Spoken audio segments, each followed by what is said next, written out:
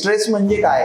Stress म्हणजे सगळ्यात महत्वाचं काय माहितीये, तुम्ही असलेल्या स्थितीमध्ये आणि तुमच्या स्वतःची मनाची तुमची जी स्थिती असते त्याच्यासोबत तुम्ही स्वतः कम्फर्टेबल नसता.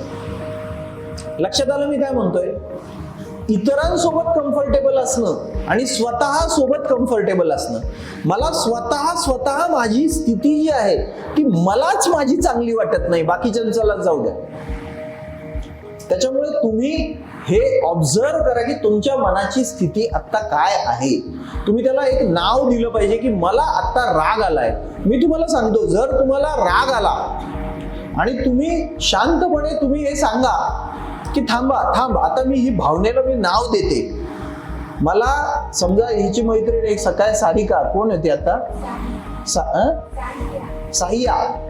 तर साहियाचा मला राग आलेला आहे असं म्हटलं जरी आपण, ओळखलं, नाव जरी दिलं तरी 50% राग कमी होऊन जातो.